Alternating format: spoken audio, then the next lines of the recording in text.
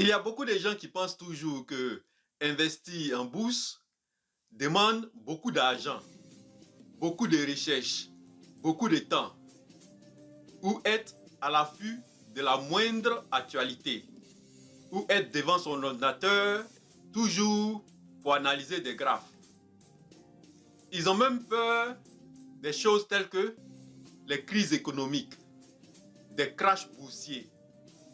Pourtant, la bourse, c'est simple à comprendre et c'est accessible. Ça ne demande pas beaucoup d'argent et beaucoup de temps. En plus, vous pouvez générer des bénéfices très importants. Mais en tant que débutante ou débutant, vous ne devez pas vous lancer aveuglement parce que vous devez apprendre les bases de l'investissement en bourse. Vous devez comprendre les concepts de base de la bourse, les thèmes courants, comme par exemple les actions, les obligations, les fonds communs de placement, les ETF et leur fonctionnement. Des choses telles que la gestion des risques et la diversification de vos investissements. Et c'est ça le but de cette vidéo. Donc, si vous êtes une débutante ou un débutant et que vous voulez commencer à investir en bourse, cette vidéo s'adresse à vous. Dans cette vidéo, je vous donne ce que j'aurais voulu qu'on me donne à l'âge de 18 ans. Avant de commencer, ce qui est important à savoir, c'est que si vous vous contentez d'épargner seulement votre argent va perdre une partie de sa valeur chaque année à cause de ce qu'on appelle l'inflation. L'inflation, qu'est-ce que c'est? L'inflation, c'est quand les prix des choses augmentent au fil du temps. Par exemple, si une baguette de pain coûtait 1 euro l'année passée et que maintenant, cette même baguette de pain coûte 1,40 €, c'est un exemple d'inflation.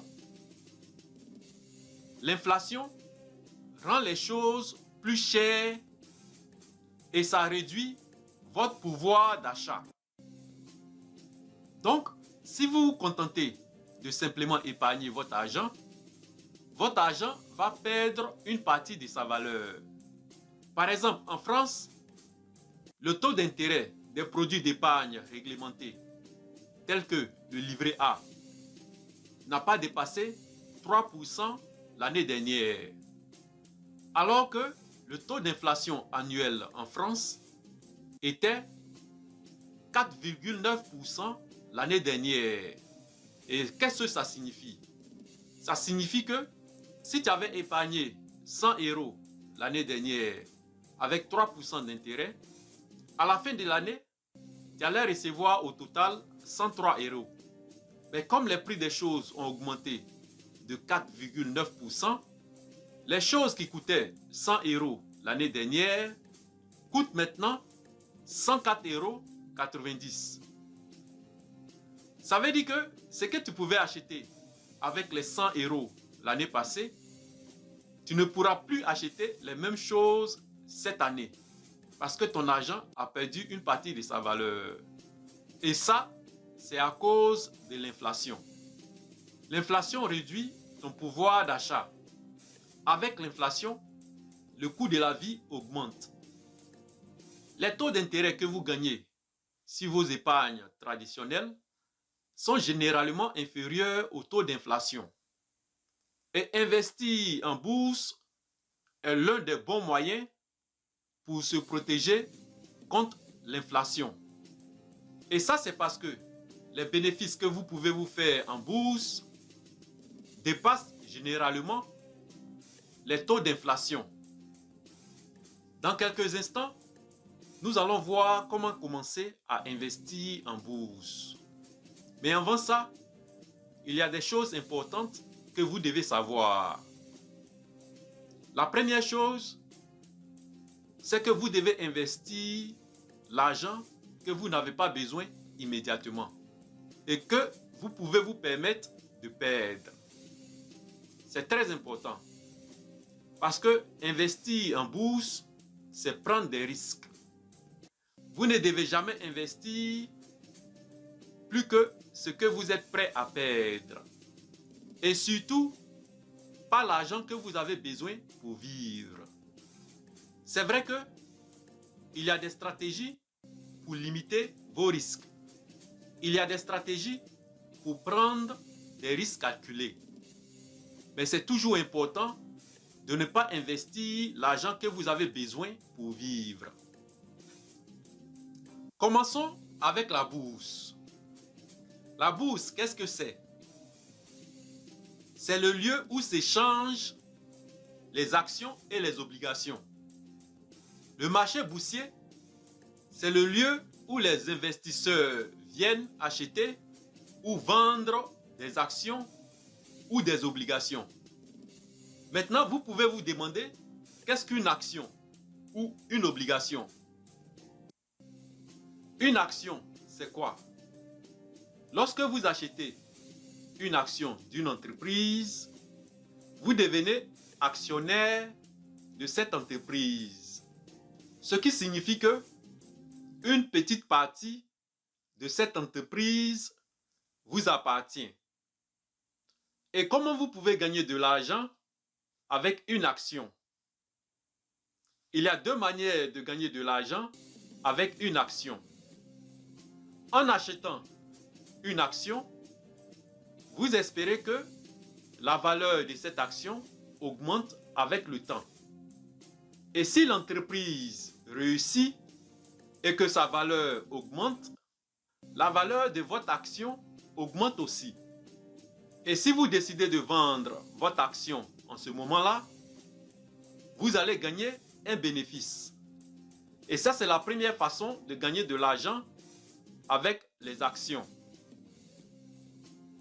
Et la deuxième manière de gagner de l'argent avec les actions, c'est ce qu'on appelle les dividendes. Chaque année, certaines entreprises décident de partager leurs bénéfices avec les actionnaires. Et c'est l'argent qu'ils partagent aux actionnaires qu'on appelle les dividendes. Les dividendes, vous pouvez les recevoir chaque 3 mois ou chaque 6 mois ou chaque année. Ça dépend des entreprises. Et c'est ce que Robert Kiyosaki, l'auteur du livre Père riche, Père pauvre, veut dire par là quand il dit « Faites en sorte que votre argent travaille pour vous ». Il parle ici des dividendes que vous allez recevoir quand vous investissez votre argent. Les investissements vous permettent de générer de l'argent sans travailler. Travailler pour gagner de l'argent, c'est bien. Mais ce qui est encore mieux, c'est de faire travailler votre argent pour vous. Les esclaves du temps moderne vendent leur temps contre de l'argent. Et ils ne s'en rendent pas compte que l'argent qu'ils gagnent peut travailler pour eux. C'est vrai que l'argent que vous gagnez quand vous travaillez est utile pour payer vos charges, comme par exemple votre loyer, vos vêtements et d'autres choses. Mais c'est important de garder une partie de cet argent pour faire en sorte que votre argent travaille pour vous. Donc ça veut dire que pour investir, vous devez vivre en dessous de vos moyens. Vous devez dépenser moins que ce que vous gagnez pour pouvoir investir ce qui reste. Il y a certains qui vont dire que l'argent qu'ils gagnent n'est pas suffisant pour eux pour vivre. Dans ce cas, utilisez d'autres stratégies, comme par exemple, rentabiliser vos temps libres et investissez l'argent que vous allez gagner durant vos temps libres. Maintenant, nous allons parler des obligations. Une obligation, qu'est-ce que c'est? Si tu achètes une obligation, c'est comme si tu prêtais de l'argent à une entreprise ou un État. Quand les entreprises et les États veulent emprunter de l'argent sur le marché financier, ils émettent des obligations. Ça veut dire que lorsque vous achetez une obligation, vous prêtez votre argent à une entreprise ou un gouvernement. En contrepartie, vous recevez un intérêt annuel appelé le coupon. Et votre argent initial va être remboursé totalement quand l'obligation sera expirée. En général, après leur émission, les obligations sont cotées sur le marché financier, ce qui permet aux investisseurs de les acheter et de les vendre avant qu'ils s'expirent, avant le terme de l'emprunt ou avant leur échéance. C'est la même chose. Quand vous entendez le terme de l'emprunt, l'échéance, on parle ici de la date d'expiration. L'attraction des obligations, c'est que ce sont des investissements qui sont pratiquement garantis ou sans risque. Si vous achetez les obligations d'un gouvernement ou d'une entreprise stable, votre investissement est pratiquement garanti ou sans risque. Mais les investissements qui sont pratiquement garantis ou sans risque ont un coût.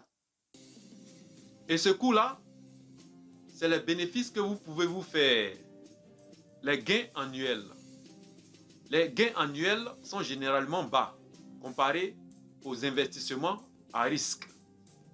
Et c'est ce qui fait que les gains annuels des obligations sont généralement plus faibles que les autres types d'investissements. La durée de vie d'une obligation varie souvent de quelques mois à plusieurs années. Mais il faut retenir que les obligations à courte durée de vie et celles qu'on achète juste avant que ça s'expire présentent le moins de risques. Et ça, c'est parce que les variations de taux d'intérêt que vous allez gagner sont plus prévisibles à court terme. Avec les obligations, vous recevez de l'argent régulièrement. C'est ce qu'on appelle les coupons. Mais les actions sont volatiles. Avec les actions, chaque jour, leur valeur varie. Il y a des hauts et des bas. Lorsque vous achetez une action, vous n'êtes pas garanti de quoi que ce soit. De nombreuses actions ne payent même pas de dividendes. Et dans ce cas, la seule façon que vous pouvez gagner de l'argent, c'est lorsque la valeur de l'action augmente. Donc, votre chance de profit sont influencées par la façon dont le marché valorise les actions que vous avez achetées. Qu'est-ce que ça signifie? Supposons que vous avez des actions chez Amazon et que Amazon a fait de grands bénéfices. D'autres investisseurs vont vouloir des actions Amazon. Leur demande des actions Amazon va faire grimper le prix des actions Amazon. C'est la loi de l'offre et de la demande. Quand la demande d'une action est plus que l'offre, le prix de cette action augmente. Donc, si le prix de l'action Amazon augmente, ça va faire croître vos profits si vous décidez de vendre vos actions. Les actions offrent un potentiel de gain plus élevé par rapport aux obligations. Mais il y a un prix pour ce potentiel de gain élevé. Le risque de perdre une partie ou la totalité de vos investissements sont aussi élevés quand il s'agit des actions. Maintenant, nous allons voir à quel âge il faut commencer à investir en bourse. Commencer tôt est le meilleur moyen de s'enrichir quand il s'agit d'investir en bourse et de faire en sorte que investir devienne une habitude et une priorité. Quand il s'agit d'investir en bourse, le plus tôt est le plus bien.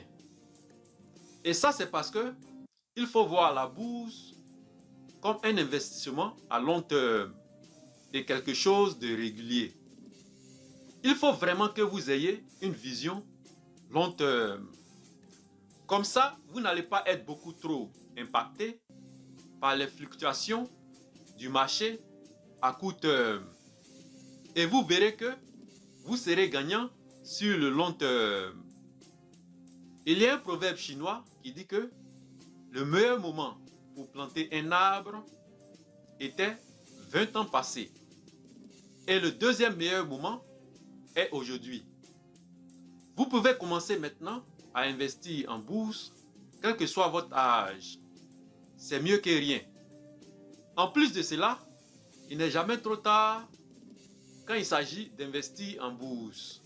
Parce qu'il y a des stratégies qui vous permettent d'être gagnant, quel que soit votre âge. Si tu es resté jusqu'à ce niveau, ça veut dire que investir en bourse t'intéresse vraiment.